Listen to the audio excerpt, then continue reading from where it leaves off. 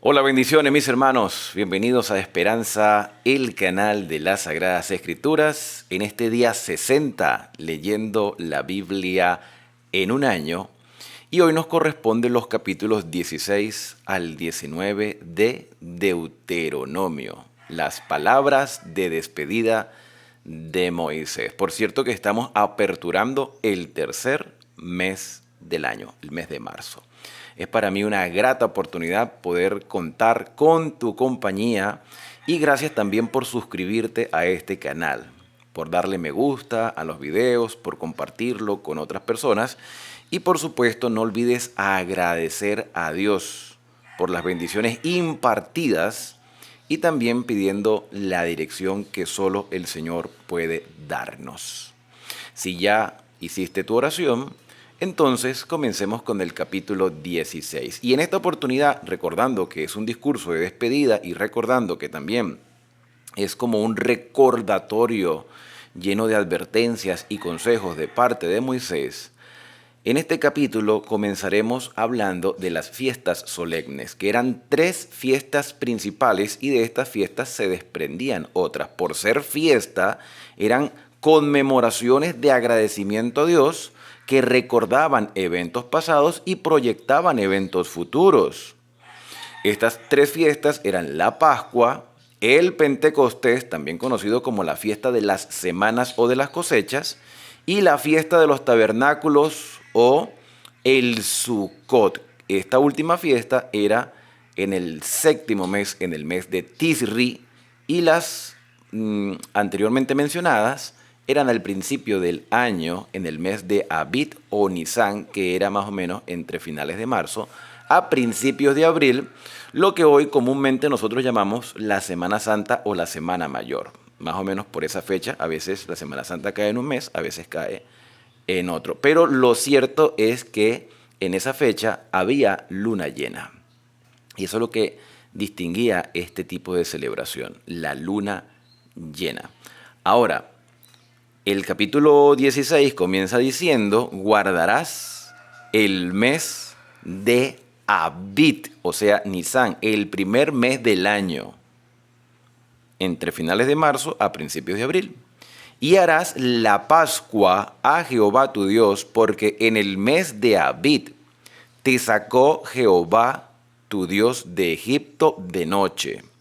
Y sacrificarás la Pascua a Jehová tu Dios de las ovejas y de las vacas en el lugar que Jehová escogiere para que habite allí su nombre, es decir, donde esté el santuario. No comerás con ella, con la Pascua, pan con levadura, porque la levadura es símbolo del pecado.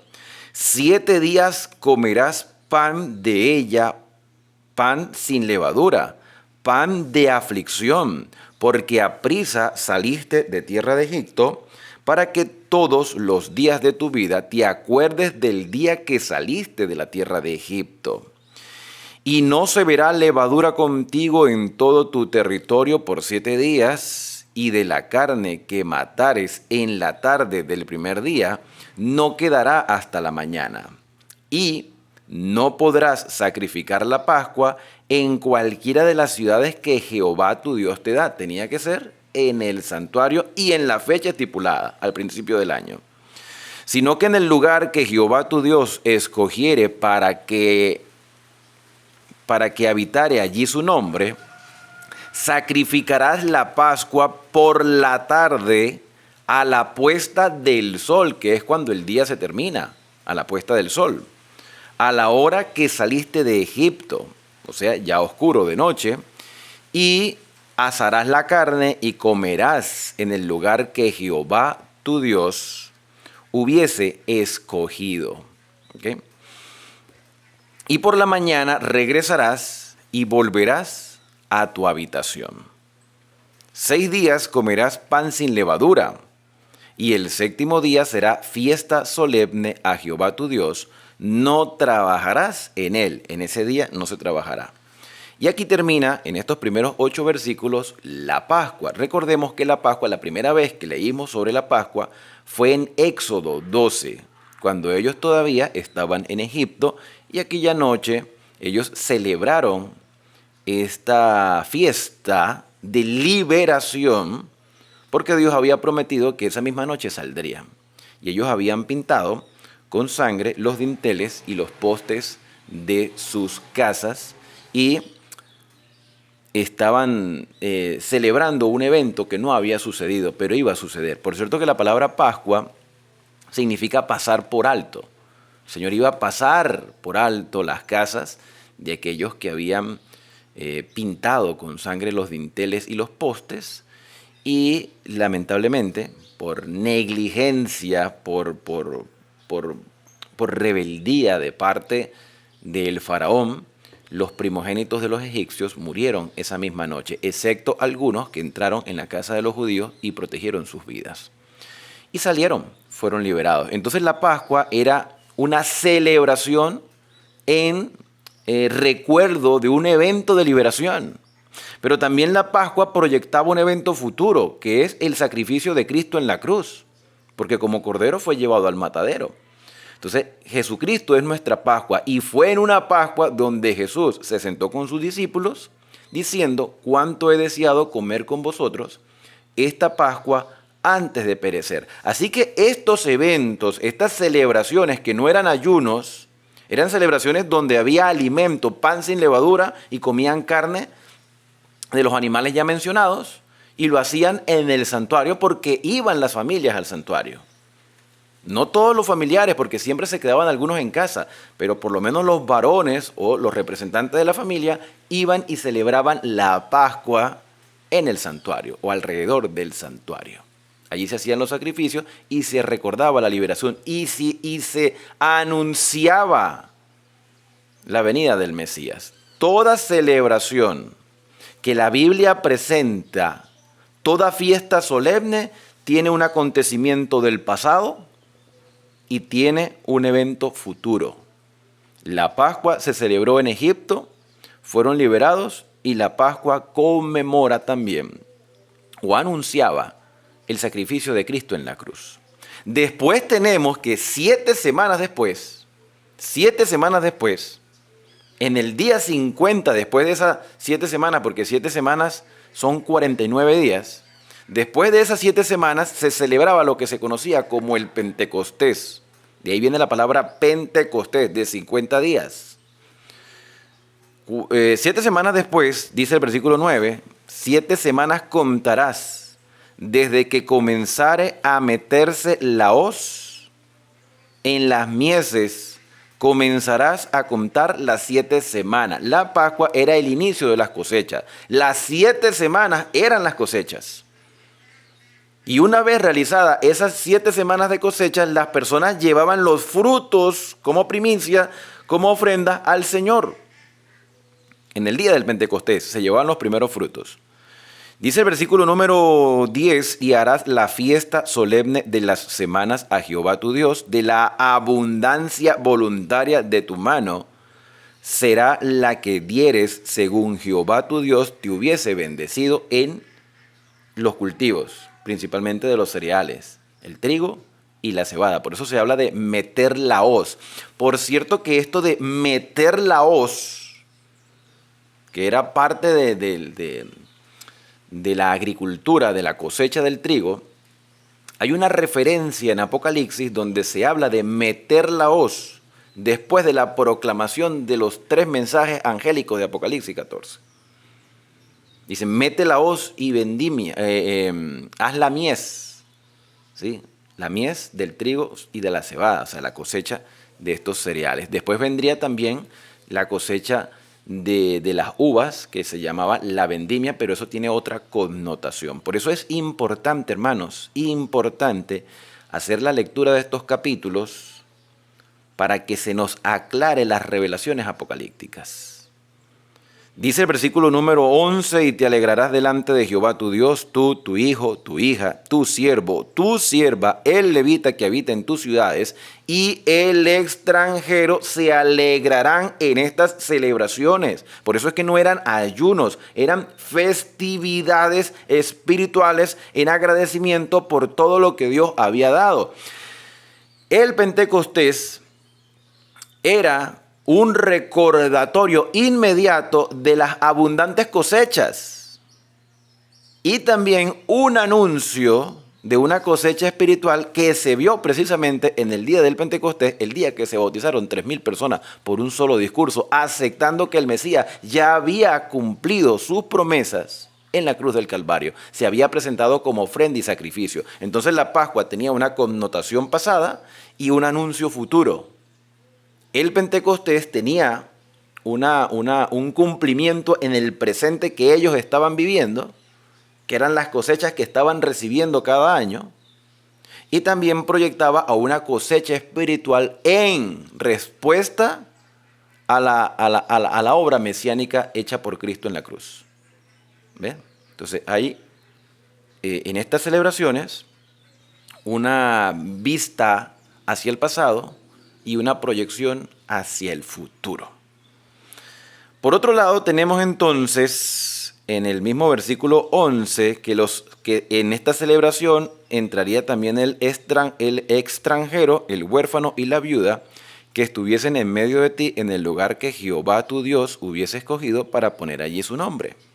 Acuérdate que fuiste siervo en Egipto, por tanto guardarás y cumplirás estos estatutos, las fiestas solemnes de los tabernáculos, versículo 13, harás por 7 días cuando hayas hecho la cosecha de la era y del lagar, o sea, la cosecha de las uvas y la cosecha, bueno, cuando se haya hecho todas las cosechas del año, las del inicio del año, en el primer mes, en el mes de Abib, y las cosechas del séptimo mes, que eran de las uvas y de los aceites, de los olivos. Entonces, la fiesta de los tabernáculos era una conmemoración también a eventos pasados. ¿Por qué de eventos pasados? Porque Israel vivió en tiendas en el desierto. Ahora estaban en la tierra de Canaán, pero recordaban que fueron peregrinos por el desierto. Y en medio del desierto el Señor derramó sobre ellos sus bendiciones, dándole agua y pan todos los días. Todos los días caía pan del cielo. Pero ellos vivían en tiendas. Entonces, la fiesta de los tabernáculos recordaba el pasado, pero también la fiesta de los tabernáculos anuncia un evento futuro. ¿Y cuál es el evento futuro que anuncia la fiesta del Sukkot de los tabernáculos? O también conocido como la fiesta de las cabañas, en el séptimo mes. Pues simplemente anuncia que el Señor hará cielos nuevos y tierra nueva, y que hay una gran ciudad llamada la Nueva Jerusalén que ha de descender del cielo como una esposa ataviada para su marido. ¿Y cómo sabemos que eso es así? Porque el libro de Apocalipsis así lo expresa. Entonces, para entender el Apocalipsis, hermanos, hay que entender las fiestas solemnes, hay que estudiar las fiestas solemnes y hay que comprender en qué momento profético nos encontramos. Y el libro de Daniel, que también es un libro profético, nos dice precisamente en qué momento profético se encuentra la iglesia del siglo XXI. Unir la profecía de Daniel con la de Apocalipsis nos permite tener una comprensión de los tiempos que estamos viviendo. Por eso es importante tomar tiempo a esta lectura. Y yo voy a repetir lo que he dicho una y otra vez. No entiendo ni jamás entenderé cómo hay predicadores y cómo hay pastores que dicen que estos mensajes ya no tienen nada que ver con nosotros. Que el cristianismo el día de hoy no hace una celebración exhaustiva como lo hacían los israelitas en el tiempo pasado alrededor del templo, es verdad, porque no hay templo en la tierra, ni lo habrá, pero hay un templo en el cielo. El escritor de la carta a los Hebreos nos dice claramente que hay un santuario en el tiempo, en el cielo, hay un santuario en el cielo, el verdadero tabernáculo que levantó el Señor y no el hombre, y Jesucristo es ministro de ese santuario. Eso está en la carta a los Hebreos en el capítulo 8, ministro del santuario. Por lo tanto, nuestra mirada está solo y exclusivamente en lo que Cristo hace, hizo y seguirá haciendo en nuestro favor hasta el día en que venga a buscarnos, hasta el día que salga del santuario y nos lleve a la patria celestial. El libro de Daniel nos dice precisamente el tiempo en que tú y yo estamos viviendo. Pero eso lo vamos a leer más adelante. Si quieres adelantar capítulos, por supuesto que aquí en el canal vas a encontrar la explicación de todos los libros de la Biblia. Entonces, dice el versículo 14, te alegrarás en tus fiestas solemnes, tú, tu hijo, tu hija, tu siervo, tu sierva, el levita, el extranjero, el huérfano y la viuda que viven en tus poblaciones. 7 días celebrarás fiesta solemne a Jehová tu Dios en el lugar que Jehová escogiere, porque te habrá bendecido Jehová tu Dios en todos tus frutos y en toda la obra de tus manos, y estarás verdaderamente alegre. Si son fiestas, son celebraciones, pero son celebraciones no de efervescencia, no es de furor, son celebraciones espirituales en muestra de agradecimiento por lo que Dios ha hecho y por lo que Dios hará, evidentemente por lo que está haciendo. Son celebraciones. 3 veces cada año, dice el versículo 16, como recordatorio, 3 veces cada año aparecerá todo varón tuyo delante de Jehová tu Dios en el lugar que él escogiere, en la fiesta solemne de los panes sin levadura, esa sería la primera, la Pascua, en la fiesta solemne de las semanas y en la fiesta solemne de los tabernáculos. Ninguno se presentará delante de Jehová con las manos vacías, porque se supone que Dios ha bendecido. Damos de lo que hemos recibido. De lo que hemos recibido, de eso damos. Eso de voy a dar para que Dios me bendiga está distorsionado. Nosotros damos o devolvemos al Señor de lo que Él ya nos ha otorgado, con lo que Él nos ha bendecido. Los diezmos y las ofrendas, que en este caso eran vegetales o animales, y que en nuestro caso del siglo XXI es monetario, se da de lo que se recibe, como una muestra de agradecimiento. Nadie se presentará al Señor con las manos vacías y cada uno con la ofrenda de su mano conforme a la bendición que Jehová tu Dios te hubiese dado. Dice el versículo 18, jueces y oficiales pondrás en todas las ciudades que Jehová tu Dios te dará en las tribus, los cuales juzgarán al pueblo con justo juicio. No tuerzas el derecho, no hagas acepción de personas. Me parece que estas leyes son indispensables aún en el siglo XXI. No tuerces el derecho, no hagas acepción de personas, no tomes soborno, porque el soborno ciega los ojos de los sabios y pervierte las palabras de los justos.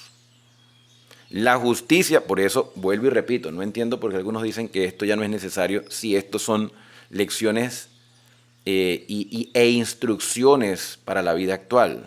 La justicia, dice el versículo 20, 2 veces, la justicia seguirás para que vivas y heredes la tierra que Jehová tu Dios te da. No plantarás ningún árbol para Acera, la diosa de los cananeos. O sea, no hagas nada que esté relacionado con la idolatría y mucho menos colocarla cerca del altar de Jehová tu Dios. Que tú te has hecho, no hagas eso. O sea, si lo llegas a hacer, que no deberías hacerlo porque va a haber consecuencias, no llegues al punto tan aberrante de ponerlo al lado del Señor. Hoy en día la idolatría es tan tremenda, hermanos. O sea, la idolatría es tan grosera. Y los líderes en todos los aspectos religiosos, tanto católicos como protestantes, se han degradado, no todos, hasta cierto punto, se han degradado. Que hoy quienes motivan la fabricación de imágenes porque no lo prohíben, hacen que algunos creyentes tengan una imagen de Jesús, una imagen de María, una imagen de José Gregorio Hernández, aquí en Venezuela particularmente, una imagen de María Leonza, una imagen del indio Guaycaipuro y de un hombre llamado Felipe, todos juntos en un mismo altar. Claro, esto evidentemente está mezclado con brujería, que también es penado por la palabra del Señor. Pero ¿quiénes son los propiciadores en el cristianismo de tener imágenes en nuestras casas? No, ellos no lo propician, pero tampoco los objetan. Tampoco, yo no he escuchado al primer sacerdote católico, al primer cura, que diga, hermanos, No es necesario que tengan imágenes en casa de nada, ni de Virgen, ni de Cristo, ni de Santo, ni de nada. No he escuchado todavía el primero. Más bien defienden el tener imágenes porque lo ven indispensable para recordar que esos son los santos de Dios. No se levantará estatua, como para enfatizar, pero el versículo final dice, no te levantarás estatua, no te levantarás estatua, no te levantarás estatua. Hay una manera más clara de decir que las imágenes en casas y en iglesias son prohibidas por Dios. Ahí lo dice el versículo 22, no levantarás estatua. Pero aquí está hablando de Aserá y de Baal y de Dagón o de los dioses, lo que sea. No levantarás estatua. Punto. Lo cual aborrece Jehová tu Dios. Mira, en la mayoría de las poblaciones se lo recibe a uno con la imagen de un santo o la imagen de una virgen. ¿Dónde están los líderes espirituales que se oponen a que eso suceda? No, son los primeros que lo propician. Estoy hablando del catolicismo. Son los primeros que propician esto. Bueno, pasamos ahora al capítulo número 17. No ofrecerás en sacrificio a Jehová tu Dios buey o cordero en el cual haya falta o alguna cosa mala, porque es abominación a Jehová tu Dios. Si tú no quieres lo malo para ti, ¿por qué se lo vas a ofrecer al Señor?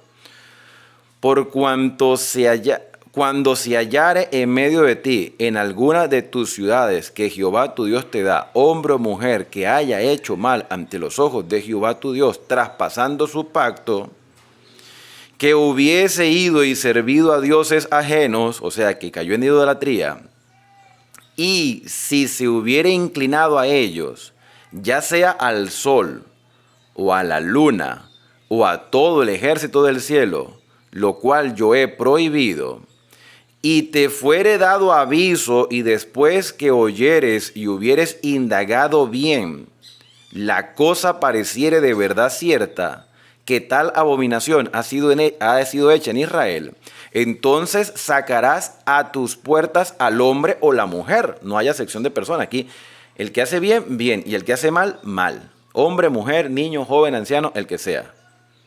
Lo sacarás a las puertas al que hubiese hecho mala cosa, sea hombre o mujer, y lo apedrearás y así morirán. Tenemos que volver a recordar que estamos hablando de Israel, que estamos hablando de una nación espiritual, que estamos hablando de una población que está recibiendo las instrucciones de un hombre que fue utilizado por Dios para sacar al pueblo de Israel de Egipto, un pueblo que aunque eran niños en aquel entonces, porque habían pasado 40 años, ellos habían visto los milagros de Dios, cómo fueron protegidos, cómo fueron sacados con mano poderosa, cómo cruzaron el río, el Mar Rojo, cómo el Señor los sustentó con pan en el desierto, y todas las cosas que se vieron que ya hemos tenido la oportunidad de leer en los capítulos anteriores.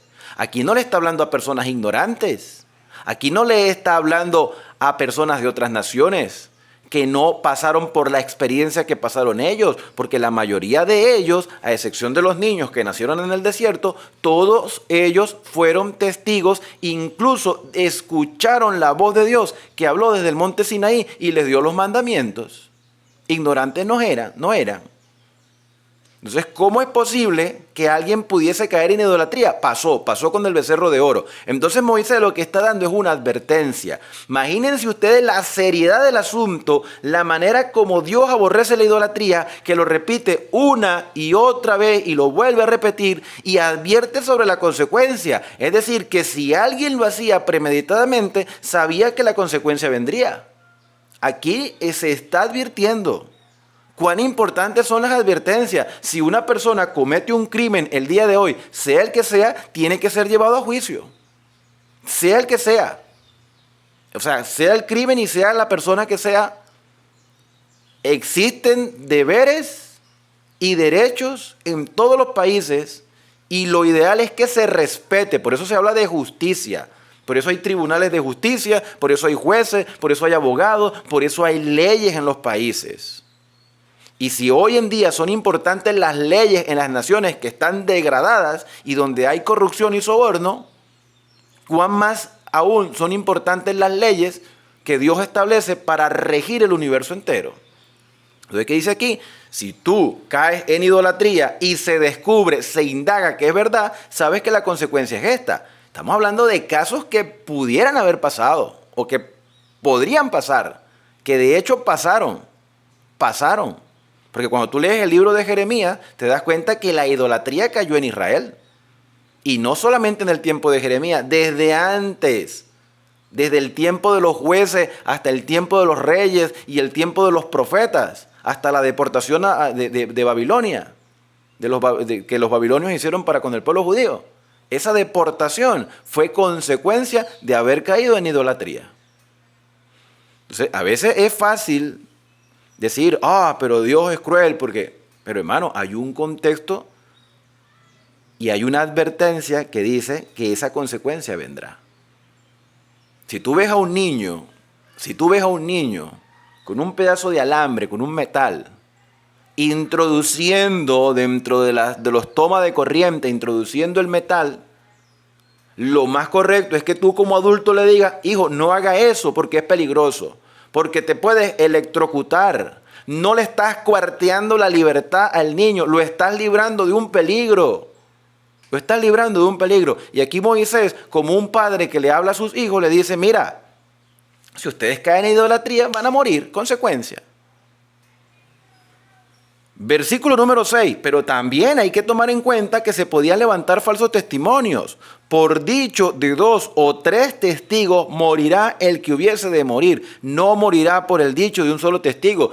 Yo tengo una enemistad con este y voy a levantar un falso testimonio. No, porque en los mandamientos también se dice, no levantarás falso testimonio contra tu prójimo. Y si tú dices falso testimonio y condenas a una persona por tu culpa, tú también vas a morir. Por eso es que era necesario no confiar en la palabra de una sola persona. Había que tener 2 o 3 testigos. La mano de los testigos, que fueron los que vieron, porque eso es un testigo, el que ve, no el que oyó un chisme, no, el que vio que eso era verdad, la mano de los testigos caerá primero sobre él para matarlo y después la mano de todo el pueblo hará lo mismo y así quitarán el mal de en medio de ti. Cuando alguna cosa te fuere difícil en el juicio, entre toda clase de homicidio y otra, entre una clase de homicidio y otra, porque la idea era que no existieran los homicidios en Israel. Para eso hay un mandamiento, dice, no matarás o no asesinarás. Si llegara a haber un caso de homicidio, se debe evaluar el caso, ya lo dijimos también, y se va a enfatizar aquí con las ciudades de refugio. Entre una clase de derecho del legal y otra, y entre una clase de herida y otra, entre negocio y litigio en tus ciudades, entonces te levantarás y recurrirás al lugar que Jehová tu Dios escogiere, porque casos hay y seguirán existiendo. Si hubiese algo difícil de lo que se me pasó, no les dije sobre esto, en el momento no lo pensé, pero llegar a ver un caso difícil, entre cualquier cosa, incluso hasta asuntos de índole comercial, vayan al santuario y en el santuario, a través de los profetas, a través de los sacerdotes, el Señor dará una respuesta.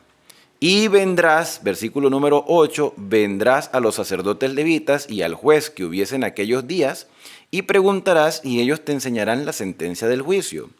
Y tú harás conforme a la sentencia que te indiquen los del lugar que Jehová escogiere, y cuidarás de hacer según todo lo que se te manifiesten.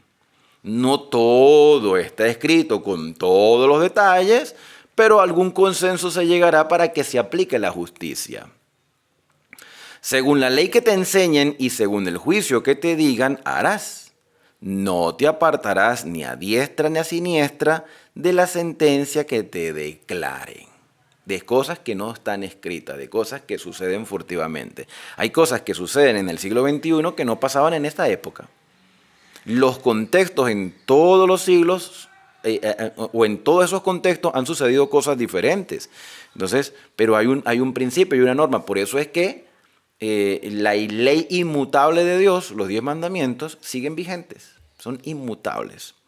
Versículo número 12. Y el hombre que procediere con soberbia, porque no le gustó el veredicto, no obedeciendo al sacerdote que está para ministrar allí delante de Jehová tu Dios, o no obedezca al juez, la tal persona, por no haber prestado atención al consejo, debe morir, y quitarás el mal del medio de Israel. No se podía permitir que las personas, después de haber escuchado o que los sacerdotes hayan dedicado tiempo para escuchar los casos y tomar una decisión, no se podía permitir que fueran soberbios.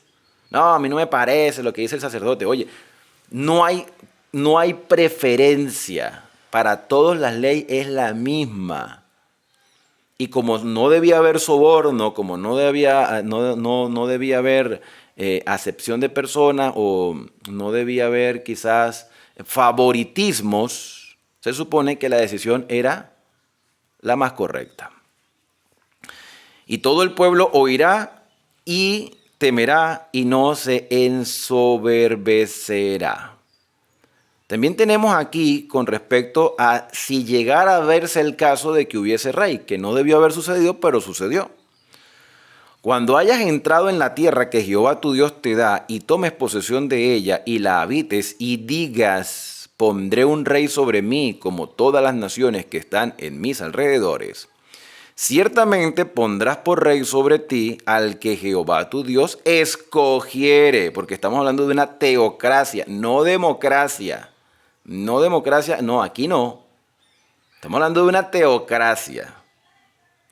¿Qué pasa con la democracia donde supuestamente el pueblo es el que decide? Primero que nada, vamos a estar claros que en ningún país decide el pueblo.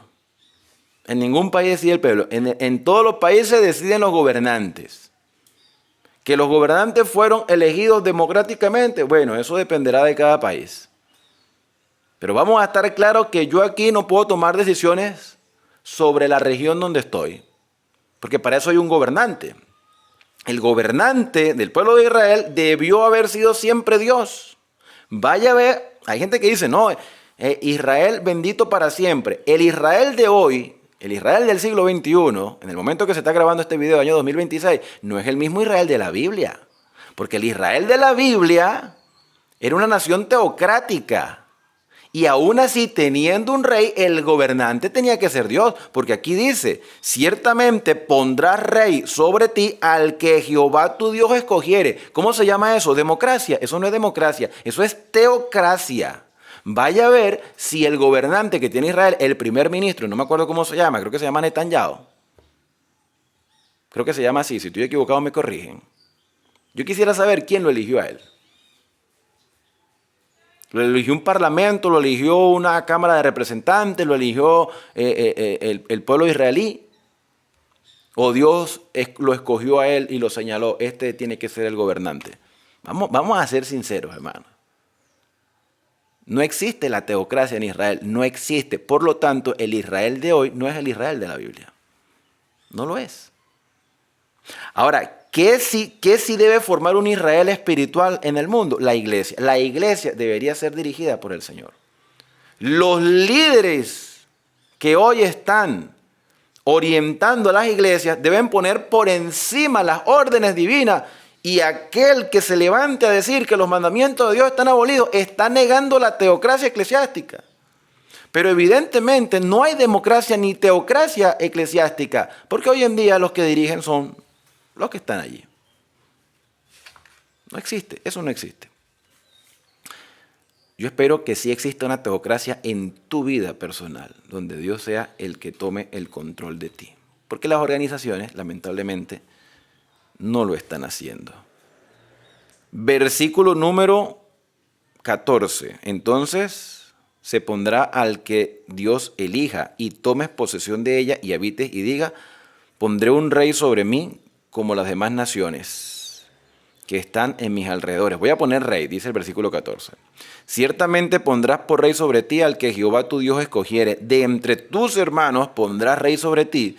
No podrás poner sobre ti a un hombre extranjero que no sea tu hermano. Pero él, y fíjate lo que dice aquí, y esto es la evidencia de que eso no está pasando en ningún país. Él no aumentará para sí caballo, o sea, posesiones o hoy serían vehículos. No hará volver al pueblo a Egipto con el fin de aumentar caballos. No hará que el pueblo retroceda. Porque Jehová os ha dicho, no volváis nunca por este camino. Ni tomará para sí muchas mujeres, pero lo hicieron. Los reyes de Israel tenían muchas mujeres. Pregúntenle, vayan a la Biblia y vean cuántas mujeres tuvo el rey David, cuántas mujeres tuvo Salomón. Se cometieron errores. No tomarás para sí mujeres, para que su corazón no se desvíe, y se desviaron. Ni plata ni oro amontonarán para sí en abundancia.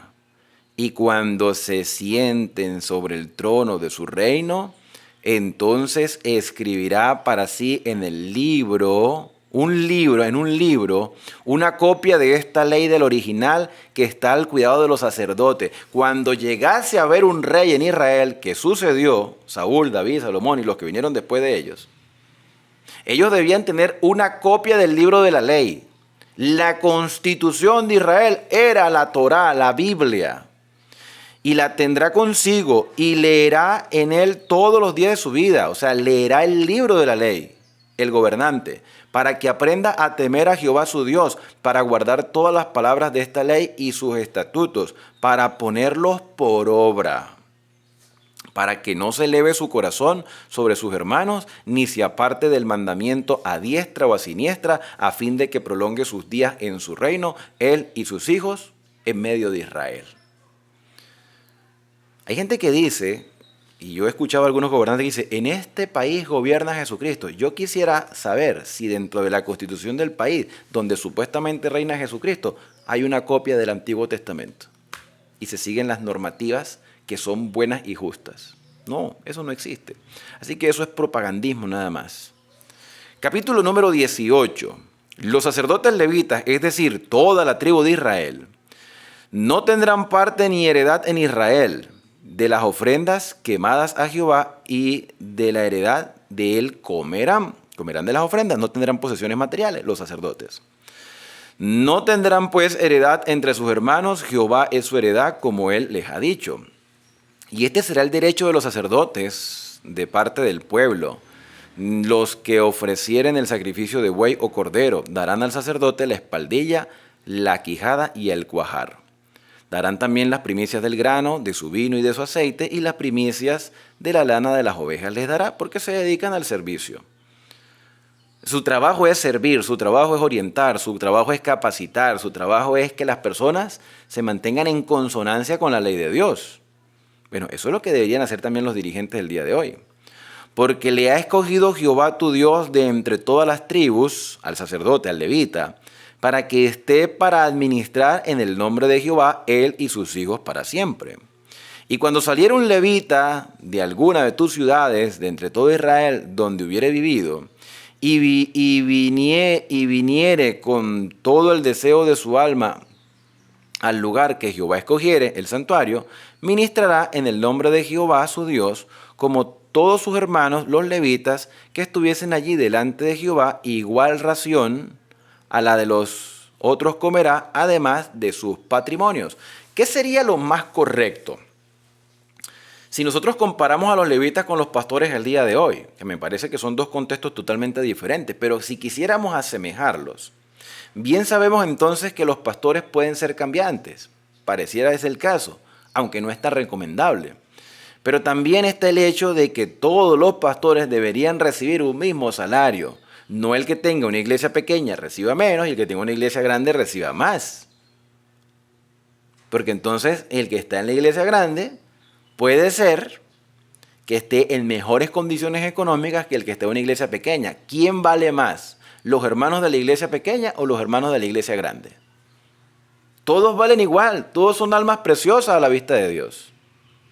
Entonces, si tú tienes una iglesia grande con muchos hermanos que dan muchas ofrendas, que dan mucho diezmo, vas a tener muchas más comodidades y vas, además de eso, a sentirte más motivado a dedicarle más tiempo, mientras el otro pastor que tiene una iglesia pequeña va a tener que salir a buscar otro trabajo porque no le da. Eso pasa en las iglesias congregacionalistas.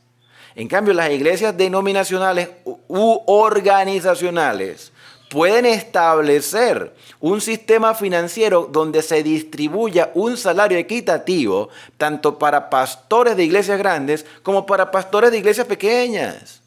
Y van a poder estar los dos con la misma motivación. El día en que el que está en la iglesia grande sea pasado a una iglesia pequeña, se va a sentir igualmente gozoso de atender un grupo pequeño de hermanos, porque tampoco le va a afectar su vida económica. Pero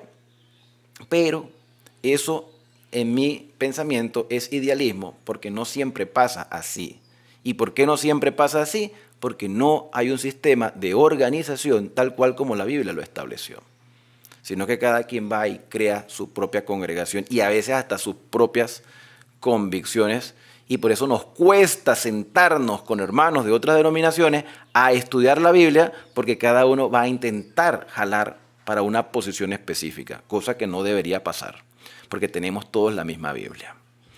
Bueno, dice el versículo número 9, cuando entres a la tierra que Jehová tu Dios te da, no aprenderás a hacer según las abominaciones de aquellas naciones. No aprendas lo malo. No sea hallado en ti quien haga pasar a su hijo o a su hija por el fuego. ¿Qué significa pasar los hijos por el fuego? Y esto es delicadísimo, hermanos. Porque pasar los hijos por el fuego era quemarlos a tal punto que la quemadura podía matar al niño. ¿Y cómo se quemaban? Haciéndolos rodar por los brazos de un ídolo metálico, creyendo que si el niño sobrevivía, el niño era el favorito de los dioses. No harás eso. Y eso lo hacían los cananeos. Los cananeos, a veces se habla de, ay, Dios destruyó los cananeos. Pero ¿sabes cuántas vidas, cuántos niños murieron de mano de los cananeos haciéndolos pasar por el fuego en los brazos de sus dioses metálicos al rojo vivo? ¿Sabes cuántos niños quedaron con quemaduras terribles que sobrevivieron con su cuerpo desfigurado, su rostro desfigurado y el trauma que tuvo que haber pasado ese niño? Mire, hermano, cuando Dios ejecuta un juicio lo hace con motivos y con razones suficientes para que no quede duda de que eso se tenía que hacer. Porque si tú tienes a un ser humano por allí que anda violando niños y matando, tú no puedes permitir que esa persona siga suelta. Lo justo es que esté preso. Y cuidado si cae en un estado, en los Estados Unidos, donde hay pena de muerte, porque seguramente lo van a pasar por el filo. Porque cometió un crimen atroz. No sea hallado en ti quien haga pasar tu hijo o tu hija por el fuego, ni quien practique adivinación, ni agorero, ni sortílego, ni hechicero, ni encantador, ni adivino, ni mago, ni quien consulte a los muertos, como lo llegó a hacer Saúl en un momento de su vida cuando sentía que la soga estaba ya en su cuello, porque no tenía control del gobierno de Israel y tampoco tenía el deseo de buscar a Dios, sino que consultó a una pitonisa. ¿Por qué debe suceder esto? ¿Por qué no se deben consultar a estas personas? Porque es abominación para con Jehová cualquiera que hace estas cosas. Y por estas abominaciones Jehová tu Dios echa, y aquí da las razones, una vez más, por qué el cananeo sería expulsado de su territorio. Porque por estas abominaciones Jehová tu Dios echa a estas naciones delante de ti, perfecto serás delante de Jehová. Esta perfección no quiere decir que no hayas cometido errores, sino que aprendes a depender del Señor. La perfección no está en que deje de hacer cosas malas o que ya no me equivoque. La perfección está en aprender del Señor cada día, a depender de Él y a tener un mejoramiento constante en mi estilo de vida. Porque estas naciones que vas a heredar a agoreros y adivinos oyen, mas a ti no te ha permitido esto Jehová. Después dice el versículo 15, profeta en medio de ti, de tus hermanos como yo, te levantará Jehová tu Dios, a él oiréis. Escucha al profeta. Conforme a todo lo que pediste a Jehová tu Dios en Horeb en el día de la asamblea, diciendo, no vuelva yo a oír la voz de Jehová mi Dios, ni vea yo más este gran fuego para que no muera, Jehová me dijo, han hablado bien en lo que han dicho. Profeta les levantaré en medio de tus hermanos como tú, y pondré mis palabras en su boca, y él, el profeta, les hablará todo lo que yo le mandare. En otras palabras, la razón por la cual Dios no nos habla audiblemente el día de hoy es porque nuestros oídos no están preparados para escucharle. Dios utilizará a quien Él quiera. Un verdadero profeta. Un profeta que no engaña al pueblo. Un profeta que no tenga intereses materialistas. Un profeta que hable en lugar de Dios las palabras de Dios. ¿Y cómo saber si un profeta es verdadero o no? Ya lo dijimos en un capítulo anterior. Así sus profecías se cumplan, pero si motiva a la desobediencia, no es un verdadero profeta. ¿Dios puede hablar a través de profetas al día de hoy? Por supuesto que sí. Pero sobre la base de lo que escrito está. Si se levanta alguien diciendo que es profeta, contradiciendo lo que ya está escrito, hermano, sea anatema, sea un profeta falso. No se le debe escuchar. También estas palabras, levantaré profetas, se le adjudican al Mesías, que venía con cumplimiento de profecía. Versículo número 19. Cualquiera que no oyere mis palabras, que él hablare en mi nombre, el profeta, yo le pediré cuenta, porque hay mensaje profético.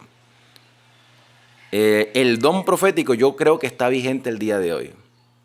Pero un verdadero profeta va a decir las palabras que están en Apocalipsis.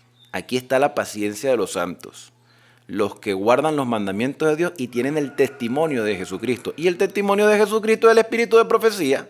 O sea que va a apuntar siempre hacia Cristo. El profeta que tuviere la presunción de hablar palabra en mi nombre, dice el versículo 20, el profeta que tuviere la presunción de hablar palabra en mi nombre, a quien yo no le haya mandado hablar, profeta falso, o que hablare en nombre de dioses ajenos, el tal profeta morirá. Por su fruto se conoce el árbol. Versículo 21. Y si dijeres en tu corazón, ¿cómo conoceremos la palabra que Jehová no ha hablado? Y el versículo 22 da la respuesta. Si el profeta hablare en nombre de Jehová y no se cumpliere lo que dijo, ni aconteciere, es palabra que Jehová no ha hablado. Con presunción la habló el tal profeta. No tengas temor de él. Mira, yo estoy en Venezuela en este momento. En Venezuela han pasado muchas cosas en el año 2026, pero desde años anteriores se había empezado a tener la costumbre de que el gobernante, que hoy ya no está en el país, nombraba y llamaba a pastores de diferentes iglesias para que oraran por él. Y se levantaban estos algarroberos a lanzar profecías que nunca se cumplieron. Y que estos personajes no deberían aparecer más en la palestra de la obra religiosa, porque engañaron públicamente a quienes gobernaron, porque en lugar de decirle a estos gobernantes que cambiaran su actitud y que aprendieran a obedecer al Señor, y que hicieran las cosas justas, lo que hicieron fue rendirle pleitesía a los gobernantes, a decirle lo que ellos querían decir. Y no es la primera vez que pasa algo en la historia. La misma Biblia narra eventos de profetas que lo que hacían era adular a los gobernantes y no le llevaban la contraria.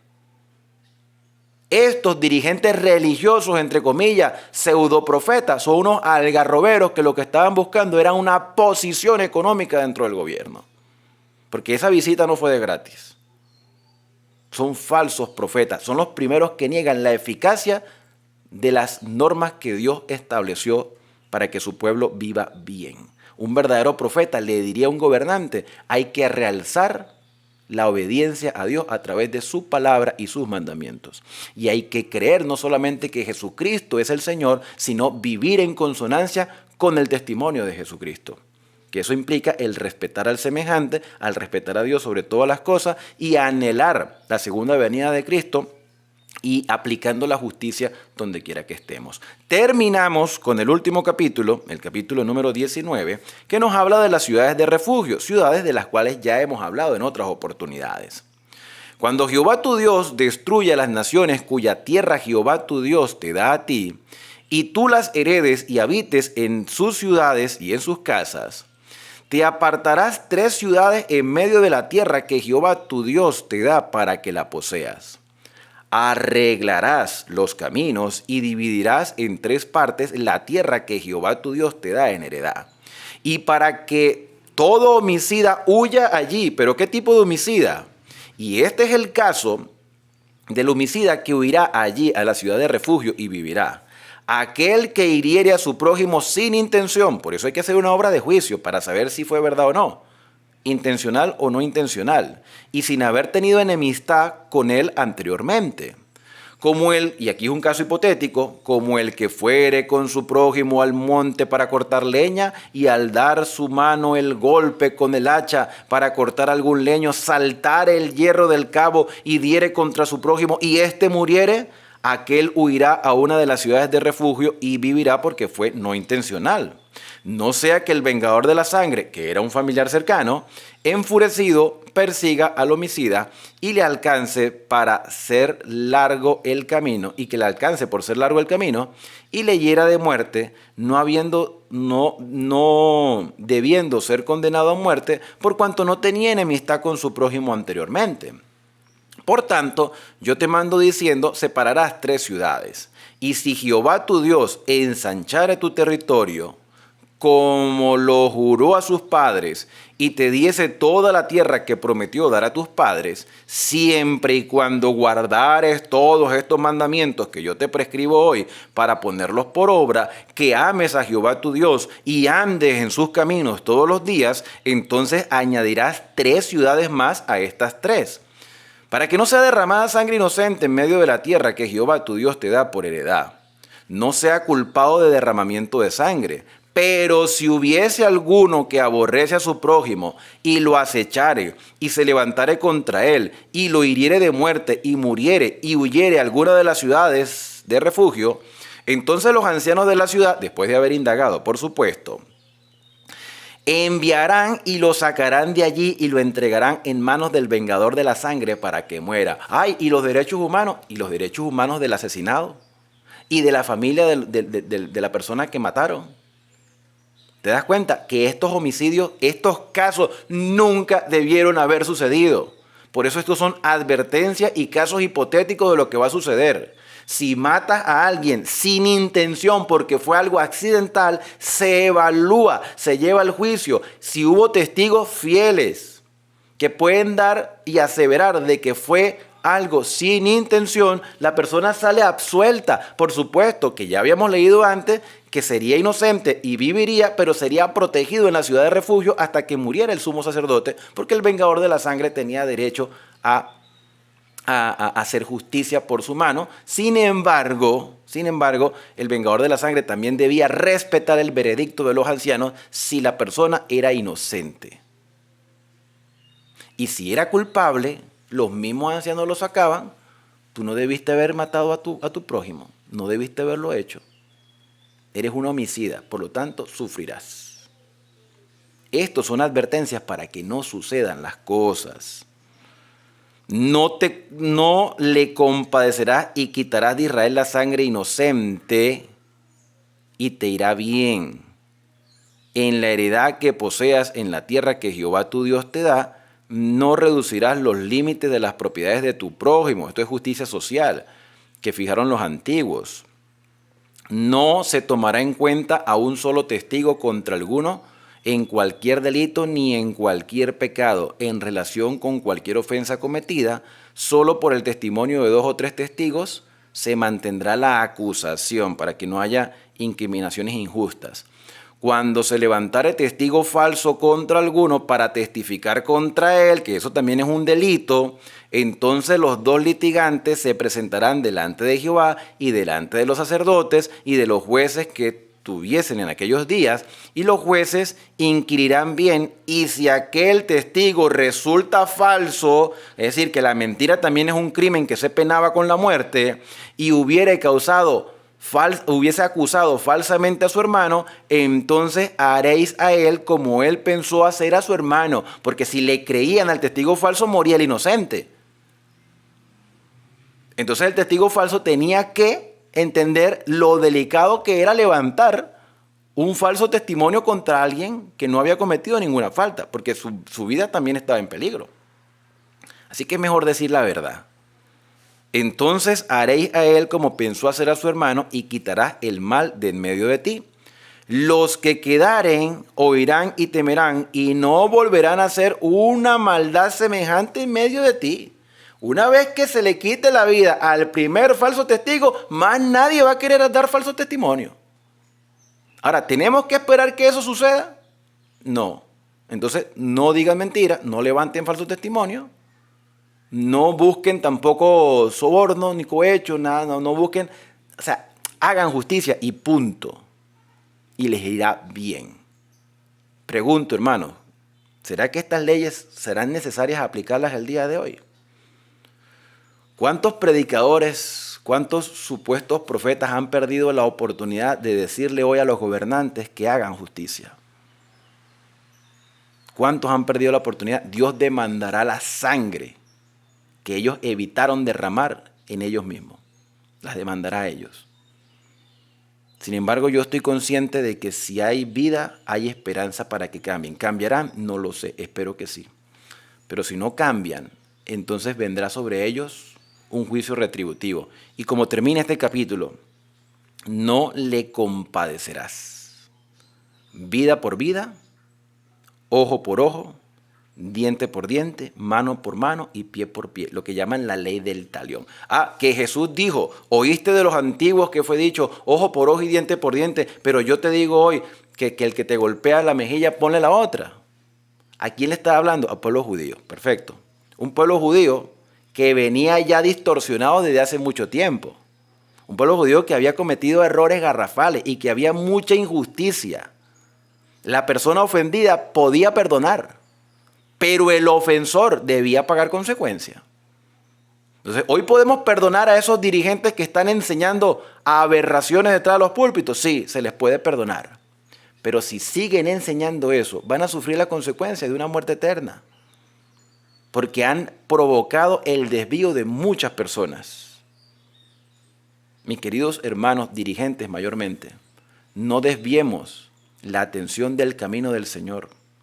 No tenemos por qué engañar a las personas, no tenemos por qué decirles mentiras, no tenemos por qué decirles que los mandamientos están abolidos cuando están vigentes, porque estamos haciendo que ellos trepiecen y nosotros seremos los culpables de enseñar mal a la hermandad.